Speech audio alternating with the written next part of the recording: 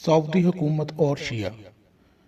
اب ہم 20ویں صدی میں ہیں، یہ سلطانی جمہور کی صدی ہے۔ اب حجاج، جزار اور ظالم حکمران برسر اقتدار نہیں۔ اب ہم میڈیا پر اپنی بات کہہ سکتے ہیں، انسان دوست لوگوں کی تعریفیں اور انسان دشمن لوگوں کی مذمت بھی کر سکتے ہیں اور اپنا عقیدہ رکھنے میں آزاد ہیں۔ اب ہم ٹیلی کمیونیکیشن اور انفارمیشن کی دنیا میں جی رہے ہیں، جس سے انسان خلاؤں میں سیر کر رہا ہے، چاند پر قدم رکھ رہا ہے۔ سائنسدان لوگوں کی زندگی آسان بناتے جا رہے ہیں تاکہ انہیں خوراک، لباس، رہائش اور سفر کے معاملات میں سہولیت میسر ہو سکے۔ تاہم سعودی حکومت اب بھی یہ چاہتی ہے کہ زندگی کا پہیہ آگے نہ بڑھے، انسانی تمدن آگے نہ بڑھے اور عقل و شعور ترقی نہ کرے، بلکہ لوگ صحرا کے ماحول میں ہی زندگی گزاریں۔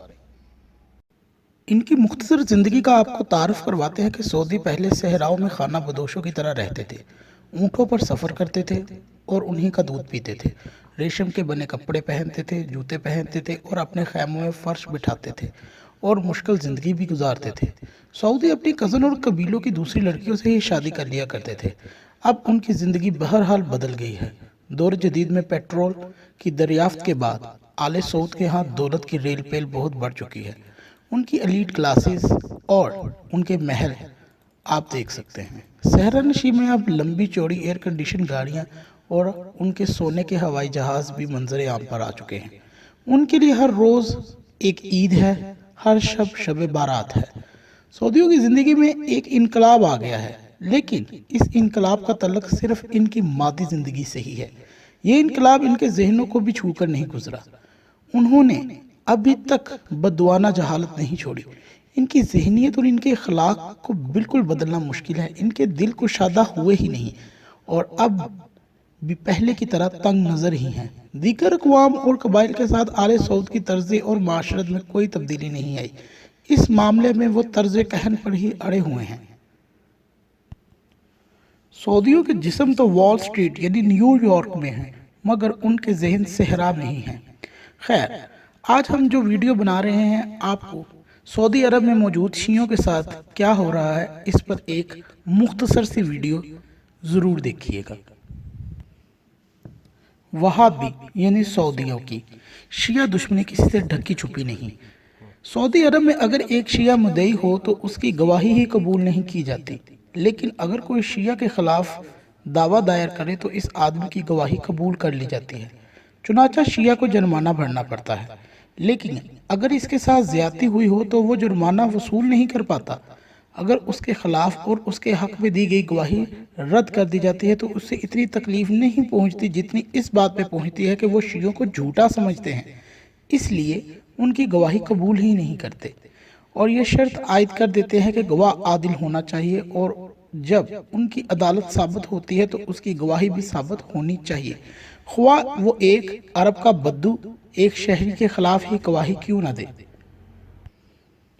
سعودی عرب میں ایک سرکاری سنی جج کو دوسرے سرکاری ججوں کی طرح عدالت کا کمرہ، قالین، تنخواہ، مراد، اسٹیشنری سب کچھ ملتا ہے، لیکن ایک سرکاری شیعہ جج کو ایسی کوئی سہولت میسر نہیں ہے۔ وہ صرف نام کا ہی جج ہوتا ہے، جبکہ کویت، بحرین، عراق اور لبنان میں سنی اور شیعہ ججوں کو یکساں حقوق مراد حاصل ہیں۔ اب سعودیوں کے اس عمل کو تعصب، صحرائی سوچ کے سوا اور کیا کہا جا سکتا ہے؟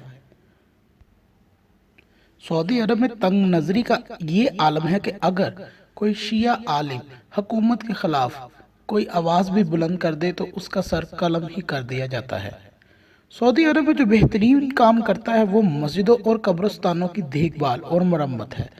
اس پر وہ خطیر رقم بھی صرف کرتا ہے، لیکن یہ کار خیر سنی مساجد سے ہی مخصوص ہے۔ شیعوں کی مسجدوں اور قبرستانوں کو کوئی مالی امداد نہیں ملتی، حالانکہ مسجدیں، قبرستان بلا شبہ اللہ، قرآن اور اسلام کے لیے ہی تو ہیں۔ سعودی حکومت کو چاہیے کہ وہ شیعہ اور اہل سنت یعنی کہ بریلوی برادران کی قبروں کو بھی وہی تحفظ دے جو وہ سعودی عرب میں وہابی لوگوں کو تحفظ فراہم کرتا ہے۔ حال ہی میں مسجد المتیرہ مسمار کر دی گئی۔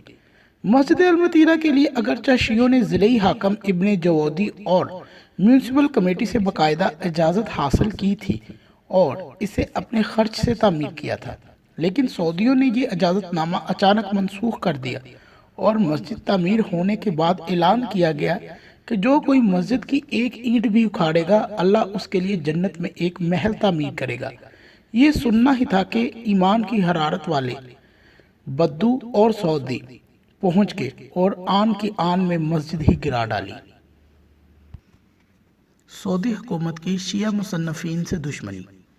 سعودی حکومت شیعہ مصنفین کی کتابیں درآمد کرنے کی اجازت نہیں دیتی، حالانکہ یہ کتابیں دینی، تاریخی، ادبی اور فلسفی موضوعات پر لکھی جاتی ہیں اور ان کا سعودی سیاست سے کوئی تعلق ہی نہیں ہے۔ سعودی عرب کے شیعہ مصنفین کے ساتھ بھی توہین آمیز سلوک کیا جاتا ہے۔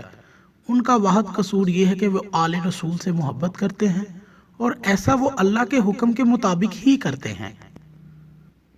امام علی علیہ السلام کا فرمان ہے کہ سب سے بڑا عالم وہ ہے جو اپنے علم کے ساتھ دوسروں کا بھی علم بڑھاتا ہے۔ جبکہ اس کے برعکس دیکھا جائے، سعودی عرب میں ایسی کتابیں امپورٹ کیوں کی جاتی ہیں جو لوگوں کو فساد، کفر اور بے دینی کی طرف مائل کیے کر دیتی ہیں اور انہیں فلسفہ حیات کو سمجھنے سے باز رکھتی ہیں۔ سعودی حکومت نے رسالہ ریاض الاسلام کو کھلی چھٹی دے رکھی ہے کہ وہ مسلمانوں کے امام اور رسول اللہ صلی اللہ علیہ وآلہ وسلم کی اولاد کی توہین کرے۔ اس نے یہ فتویٰ کیوں چھاپا ہے کہ شیعوں کا خون حلال ہے؟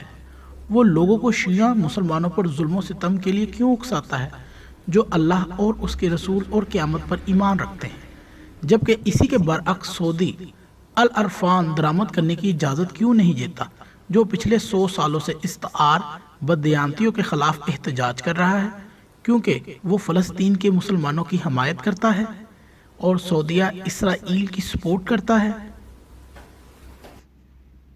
کیا یہ بات باعث شرم نہیں کہ شیعوں کو اپنی مساجد اور قبرستان کی تعمیر کرنے کا حق نہ ہو اور انہیں یہ بھی اجازت نہ ہو کہ وہ اپنی پسند کے رسالے، کتابیں پڑھ سکیں؟